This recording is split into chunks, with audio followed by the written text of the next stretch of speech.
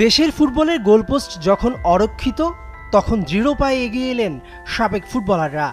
মোহামেডান থেকে গন্তব্য বাফুফে ভবন। আর কোনো অনিয়ম নয়, নতুন স্বাধীন রাষ্ট্রে মাঠের মতোই সোচ্চার এমিলি মামুনুল আলফাজরা। কাজী সালাউদ্দিনের পদত্যাগ চান এখনই। বিগত যে কমিটি ছিল বিএফএ ফুটবল ফেডারেশনের, এই কমিটি অবশ্যই আমরা অপারেশন চাই, বাট এটা একটা নিয়মতান্ত্রিকভাবে হইতে হবে। কারণ আপনারা জানেন ফিফার কিছু রুলস আছে, আমরা চাই ফুটবল যেন বন্ধ না হয়। সামনে কিছু মেয়েদের খেলা আছে, আন্ডার 20 আছে, এগুলো যেন বন্ধ না হয়, এগুলো যেন চলে। এটা বন্ধ হইলে আমাদেরই ক্ষতি, দেশের ক্ষতি। এটা আমাদের মেন মেসেজ।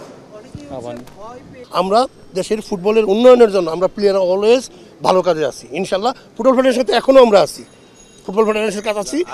আমরা যদি এখানে আন্দোলন করে ফুটবলিস্ট টোটালি স্টপ হয়ে যায় তাহলে তো ক্ষতিকার, ফুটবল প্লেয়ারদের ক্ষতি, আমাদের নেক্সট জেনারেশনের ক্ষতি। আমাদের যেভাবে উচিত ফিফার গাইডলাইন মেনটেন করে আমরা যেন ফুটবলটা চালাইতে পারি, সেটার জন্য আমরা সবাই অপারেশন চাই। যারা ভালো করবে তাহলে অবশ্যই আসবে। দেশের ফুটবলের 12টা বাজিয়ে পদত্যাগ করে গা ঢাকা দিয়েছেন সালাম মুর্শিদি। কালে কালে যিনি ডিগবাজি দিয়েছেন, একবার বিএনপি একবার আওয়ামী লীগের লেবাস গায়ে মেখে সারা জীবন নিজের আখের গুছিয়েছেন।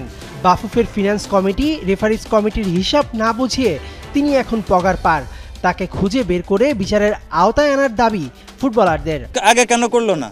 আমি তো দেখি না এই পর্যন্ত যে বিগত দিনে এত বছর ফুটবল অঙ্গনে আছে কেউ নিজের সত্যিটা দেখায় যে আমি এখান থেকে পদত্যাগ করছি, এরকম আমি কাউকে দেখি না। কেন করলো না এতদিন? যখন ফিফা থেকে তার নামে একটা নালিশ আসছে, আমরা কিন্তু সবাই জানি ওই সময়টা তারা কিন্তু কেউ পদত্যাগ করেনি। ওই সময়টা করলে কিন্তু আজকে তাকে নিয়ে কিন্তু এত আলোচনা সমালোচনা হতো। তারপরও সে পদত্যাগ করেছে। সে বুঝতে পেরেছে যে আসলে তার এখন আর এই সময়টা ফুটবলে দেওয়ার মতো কিছু নেই। সেটা তোরা আর আগে বুঝতে তাদের জন্য আমাদের জন্য ভালো হতো। হ্যাঁ, তার গ্রহণযোগ্যতা সে নিজে অনেক আগেই হারিয়ে ফেলেছে এবং ফুটবল ফেডারেশন নট অনলি সালাম মুর্শিদ, আরও অনেকেই কিন্তু গ্রহণযোগ্যতা অলরেডি হারিয়ে ফেলেছে।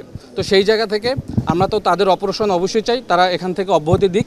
বাফুফে ফিফার সদস্য, নির্বাচিত কমিটিতে সরকার হস্তক্ষেপ করলে বাংলাদেশের ফুটবলে আসবে আন্তর্জাতিক নিষেধাজ্ঞা। সেই নিয়ম জেনে আর মেনে অক্টোবরে বাফুফে নির্বাচন পর্যন্ত অপেক্ষা করতে চান প্রতিবাদী ফুটবলাররা। খুবই একটা দুঃখজনক ঘটনা। ঢাকা আবাহনী ক্লাব বাংলাদেশের একটা ঐতিহ্য ক্লাব এবং বাংলাদেশের ঐতিহ্যকে ধরে রাখার মতো একটা ক্লাব, এই ক্লাবকে হামলা হয়েছে, ভাঙচুর হয়েছে। এজন্য আমরা দুঃখ প্রকাশ করতেছি এবং এটার তীব্র নিন্দা করছি এবং এটা তদন্ত করবে অবশ্যই। যারা ট্রফিগুলি নিয়ে গেছেন তারা ট্রফিগুলি দিয়ে যান, কারণ এটা আপনাদেরই সম্পদ, আপনাদেরই অর্জন। এটা আমরা এখানে বেশিরভাগই প্লেয়ার আবাহনীতে খেলছি, এটা আমাদের নিজেদের কোনো অর্জন না, এটা সারা বাংলাদেশেরই অর্জন। রবিবার সকালে বাংলাদেশ ফুটবল আল্ট্রাস ও বাংলাদেশ ফুটবল সাপোর্টার্স ফোরাম জোরালো অবস্থান কর্মসূচি ঘোষণা দিয়েছে, যার জন্য নিরাপত্তাহীনতায় বাফুফেতে অবস্থানরত নারী ফুটবলাররা। অক্টোবরে নেপালে সাবিনাদের সাব চ্যাম্পিয়নশিপ।